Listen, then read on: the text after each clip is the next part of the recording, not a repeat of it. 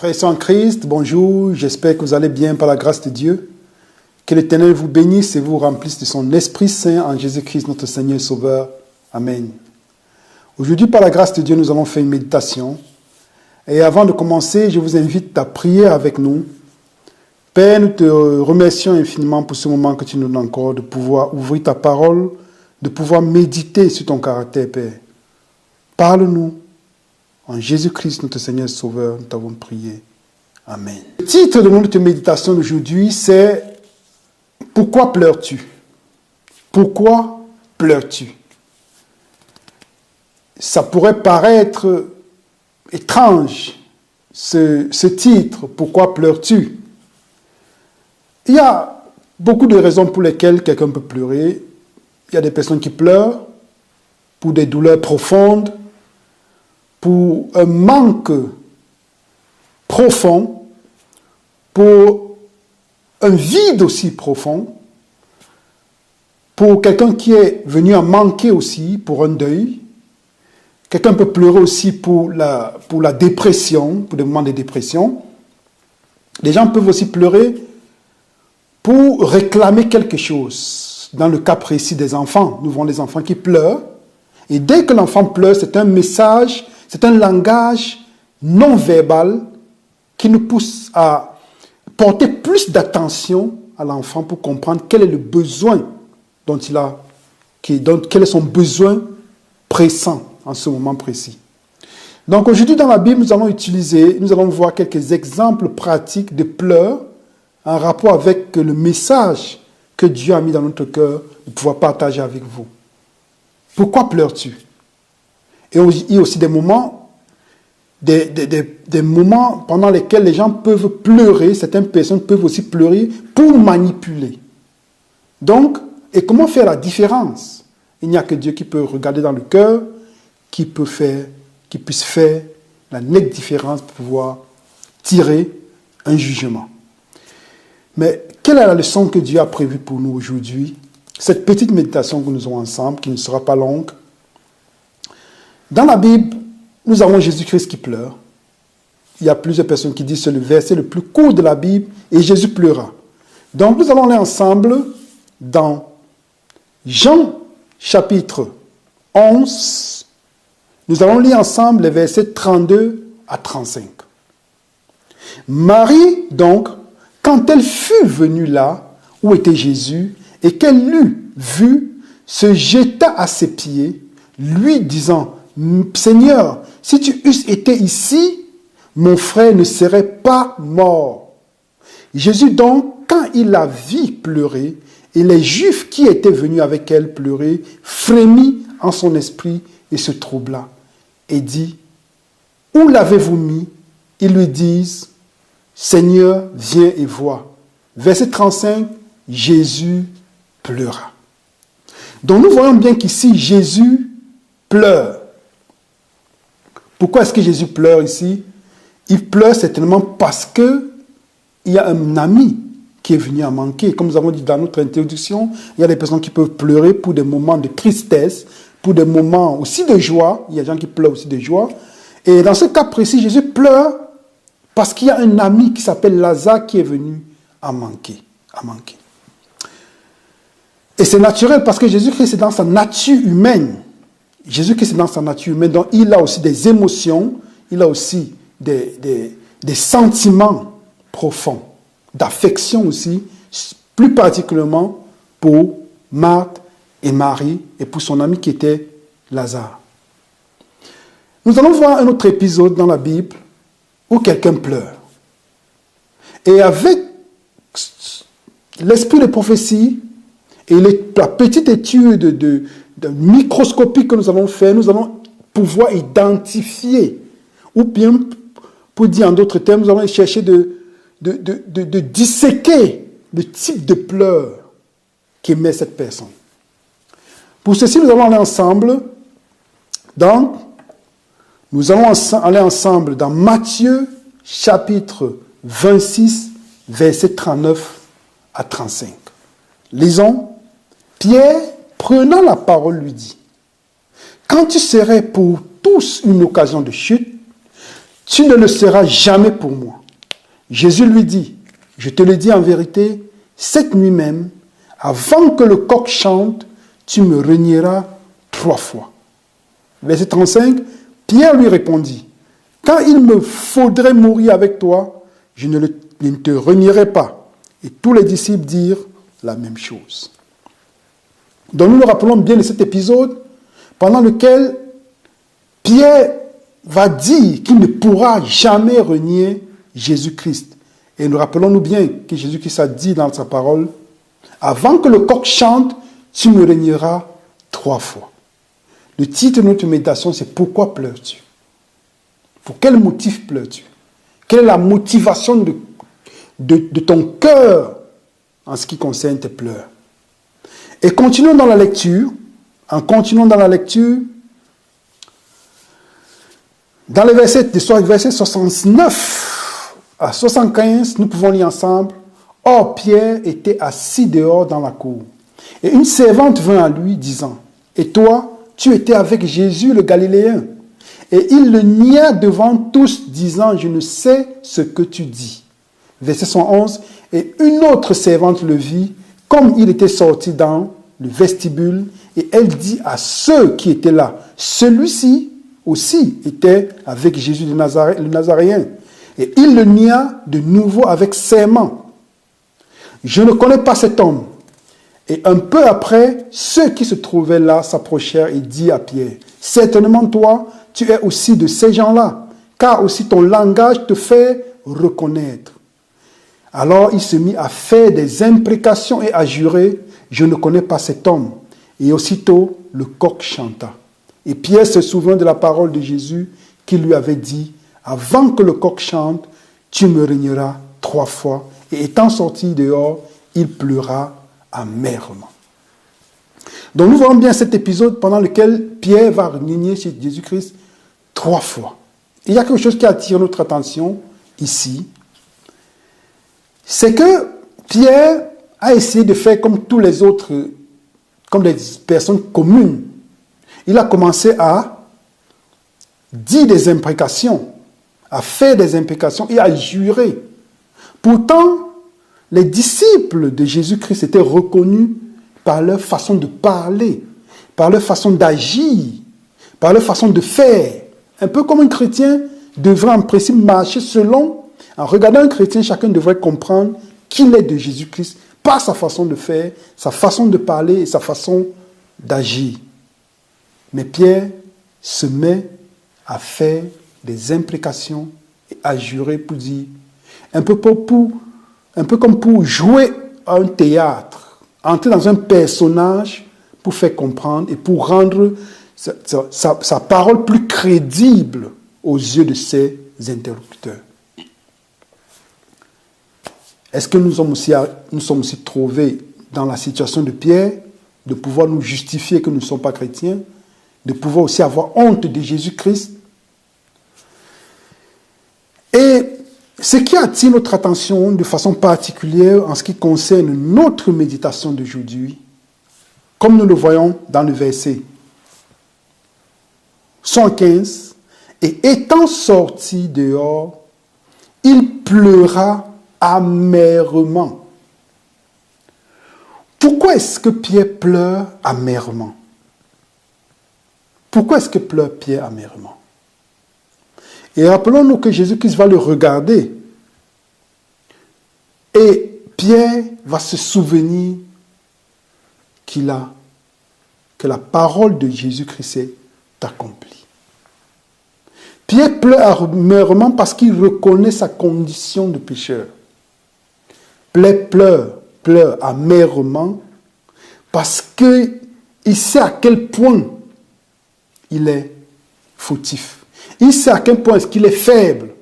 Il sait à quel point est-ce qu'il a besoin de son Sauveur. Rappelons-nous, quand Jésus-Christ va appeler Pierre pour la mission, Pierre va dire, il est en train de pécher. Ils avaient déjà même cessé de pécher parce qu'ils ont essayé toute la nuit de pécher, mais ils n'ont pas pu arrêter les poissons. Et qu'est-ce que Jésus-Christ va dire? Va et lance le filet de l'autre côté. Et qu'est-ce que Pierre va répondre? Il va dire, nous avons péché toute la nuit, nous qui sommes les pécheurs, les expérimentés. Comment est-ce que quelqu'un peut venir qui n'est pas pécheur nous dire d'aller nous donner la tactique pour pécher? Mais Pierre va dire quelque chose de très important. C'est à cause de ta parole, à cause de la parole que tu m'as dit que je vais jeter le filet. Et quand Pierre va le faire, ils vont voir brocoter beaucoup de poissons. Et comment est-ce que Pierre va se comporter après? Il va demander à Jésus-Christ de s'éloigner de lui parce qu'il est un homme impur. Pierre reconnaît sa pauvreté spirituelle. Et c'est le premier pas du chrétien, reconnaître sa pauvreté spirituelle. C'est ce qui va rendre les pleurs de Pierre plus authentiques. Parce que les pleurs de Pierre vont avec la motivation de son cœur. Les pleurs de Pierre vont avec la motivation de son cœur. Le titre de notre méditation, c'est « Pourquoi pleures-tu » Quelle est la motivation de ton cœur pour ce qui concerne tes pleurs? Est-ce que tu es en train de pleurer pour faire un théâtre, ou bien est-ce que tu es en train de pleurer pour faire montrer aux gens que tu pleures beaucoup, pour me faire montrer que tu aimes Christ, ou bien pourquoi est-ce que tu es en train de pleurer? Tu pleures parce que tu veux te tromper toi-même d'être ce que tu n'es pas. Pourquoi est-ce que nous pleurons? Pour manipuler? Nous allons arriver dans un autre exemple. Mais Dieu regarde à nos cœurs pour savoir si nous sommes dans le vrai ou le faux. Pourquoi pleures-tu? Pourquoi Pierre a-t-il pleuré? Nous avons une réponse dans l'esprit de prophétie. Nous allons aller ensemble dans l'esprit de prophétie. Dans l'esprit de prophétie, dans Premiers Écrits, page 169, paragraphe 2, nous pouvons lire ensemble. Après la trahison, Pierre suivit son Seigneur. Il se demandait anxieusement ce qu'on allait faire de Jésus. Mais quand il fut accusé d'être un de ses disciples, craignant pour son propre salut, il déclara qu'il ne connaissait pas cet homme. Les disciples étaient notés pour la pureté de leur langage. Pierre, pour convaincre ses accusateurs qu'il n'était pas disciple du Christ, le renia pour la 3e fois avec des imprécations et des jurons. Jésus, qui était à la quelque distance de Pierre, jeta sur lui un regard de tristesse et de reproche. Alors, le disciple se souvint des paroles de Jésus, que Jésus lui avait dites dans la chambre haute au sujet du zèle qu'il affichait à ce moment-là. Quand tu serais pour tous une occasion de chute, avait-il dit, tu ne seras jamais pour moi. Depuis, il avait renié son Seigneur en faisant des imprécations et en jurant. Mais le regard de Jésus toucha le cœur de Pierre et le sauva. Notons bien une chose, le regard de Jésus toucha le cœur de Pierre et le sauva. Pourquoi? Parce que Jésus-Christ l'a regardé pas avec un regard de condamnation, mais avec un regard d'amour. Le cœur de Pierre, mais le regard de Jésus toucha le cœur de Pierre et le sauva. Il pleura amèrement, se repentit de son grand péché et se convertit. Il put alors affermir ses frères. Donc voyons bien que le comportement de Pierre. Pierre a pleuré amèrement. Il s'est repenti de ses péchés. Il s'est converti. Il a pleuré, il s'est repenti, il s'est converti. Il fut converti. Et puis, il put alors affermir ses frères. Donc, c'est dans ce, après seulement savoir faire ce parcours de pleurs, de repentance et de conversion que Pierre a pu affermir ses frères. Rappelons-nous, Quand Jésus-Christ va dire à Pierre, le diable vous a réclamé et j'ai prié pour vous. Il va le dire aussi à Pierre de façon directe, et j'ai prié pour toi. Mais quand tu seras affermis aussi tes frères. Et c'est ce que Pierre a fait. Pierre a pleuré sur son sauveur parce qu'il a reconnu sa vraie condition de pécheur. Parce qu'il a reconnu qu'il avait besoin d'un sauveur. Et Pierre, de cette façon, il est entré dans la gloire du Christ. Pour quelle raison pleures-tu? Pour quelle raison pleurons-nous? Nous allons voir un autre exemple pratique dans la Bible de quelqu'un aussi qui a pleuré, mais à l'opposé de Pierre, les pleurs de cette personne et la motivation du cœur n'étaient pas en harmonie avec la volonté de Dieu. Et cette personne s'appelle Judas. Nous allons aller ensemble dans Matthieu chapitre 27. Nous allons lire les versets 3 à 6. Judas a trahi Jésus-Christ. Et à un certain moment donné, semblerait-il, Judas a eu des remords, il semblerait s'être repenti. Mais les actes nous prouvent le contraire. Lisons ensemble, dans Matthieu chapitre 27, versets 3 à 6. Alors Judas, qui l'avait livré, voyant qu'il était condamné, ayant du remords, dont se repentit, donc on parle du remords, reporta les 30 pièces d'argent aux principaux sacrificateurs et aux anciens, disant, j'ai péché en livrant le sang innocent. Mais il dit, que nous importe, tu y aviseras. Et ayant jeté l'argent dans le temple, il se retira et s'en attend aller, il se pendit. Mais les principaux sacrificateurs, ayant pris les pièces d'argent, dirent, il n'est pas permis de les mettre dans le trésor sacré, puisque c'est le prix du sang. Nous pourrons bien avoir l'impression que Judas, après avoir eu ses remords, s'est repenti. Parce que même le texte, si nous allons plus loin dans le texte dit Judas se repentit. Mais il faut maintenant aller dans la suite des événements pour comprendre si la repentance de Judas était une vraie ou une fausse repentance. Parce qu'il faut aussi avoir une vraie et une fausse repentance. On peut aussi, d'où la repentance dont nous sommes en train de parler est en rapport avec les pleurs. Autant pour moi, les pleurs, le titre de notre méditation, le but de notre méditation, est aussi en rapport avec la vraie et la fausse repentance.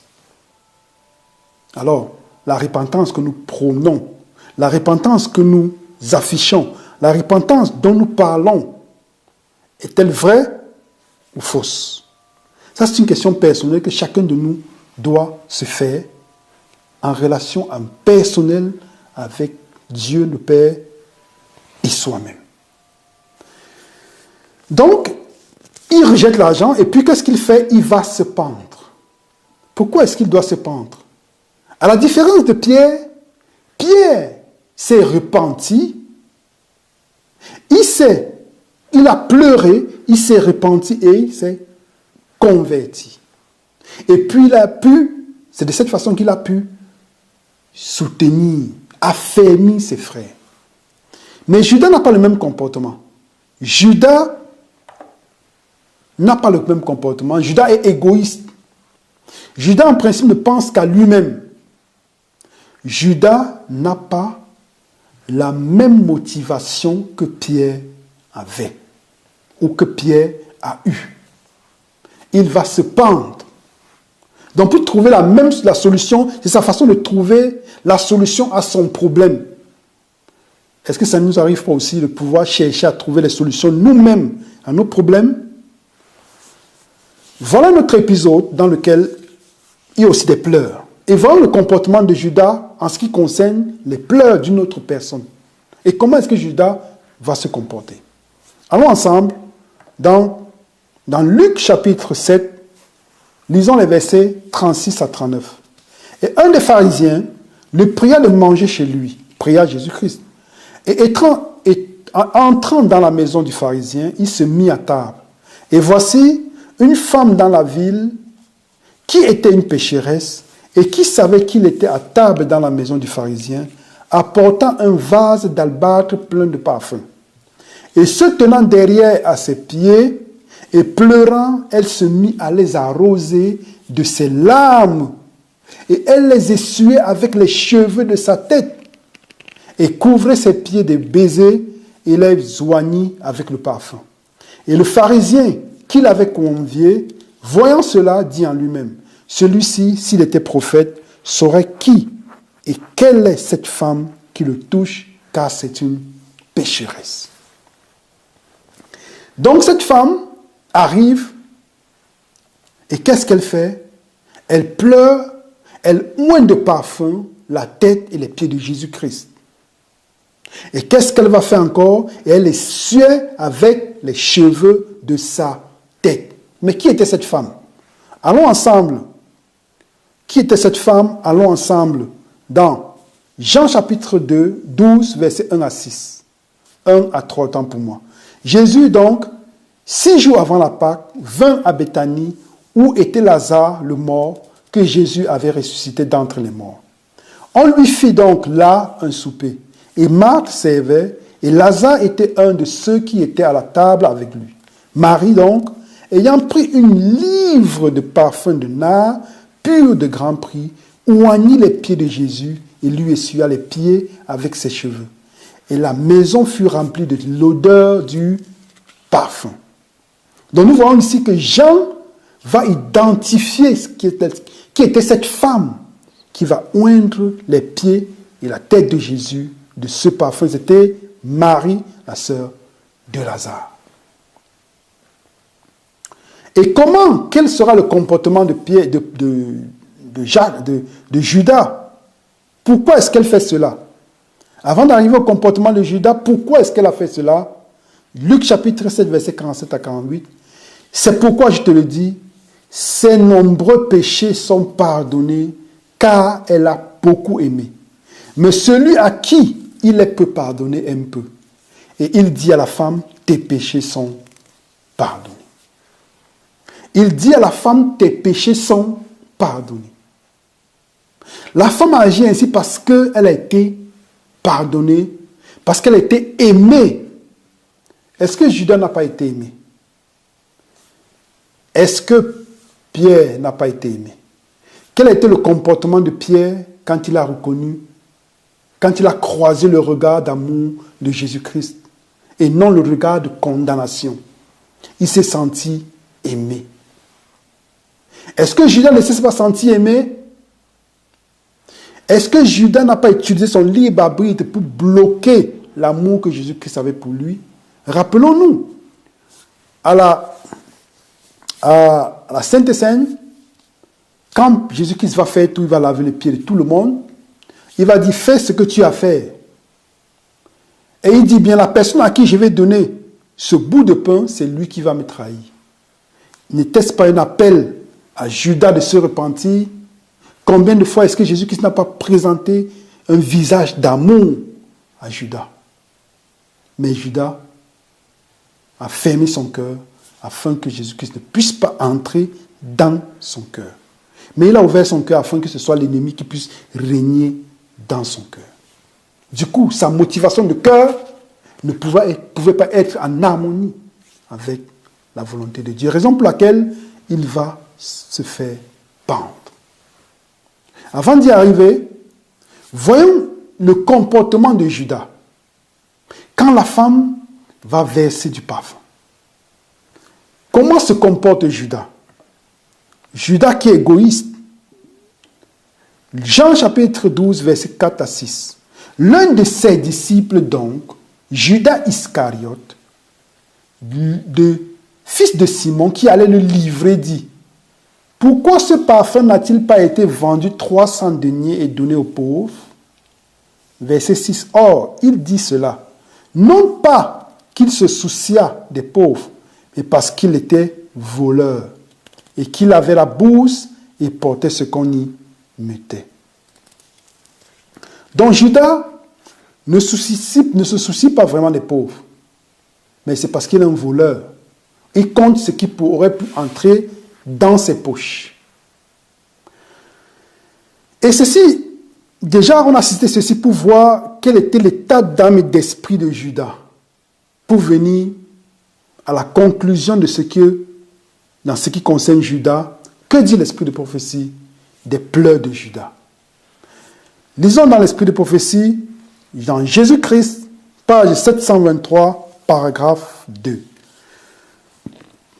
Alors Judas se jeta aux pieds de Jésus, le reconnaissant comme fils de Dieu et le suppliant de le délivrer. Le sauveur ne fit aucun reproche au traître. Il savait cependant que Judas n'éprouvait pas une vraie repentance. Un sentiment intolérable de réprobation et la perspective du jugement avaient arraché cette confession à son âme coupable.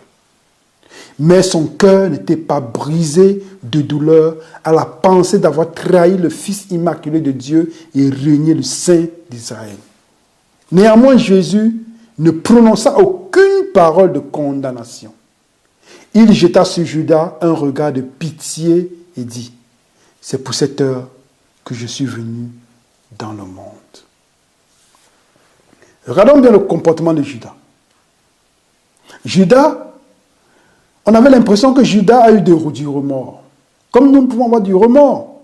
Mais le remords, si nous avons juste du remords par rapport à un péché que nous avons commis, si nous avons juste du remords par rapport à une situation dans laquelle on s'est trouvé, par rapport à la transgression de la loi, par rapport à la vie de débauche ou la vie de désordre que nous menons, le remords ne suffit pas.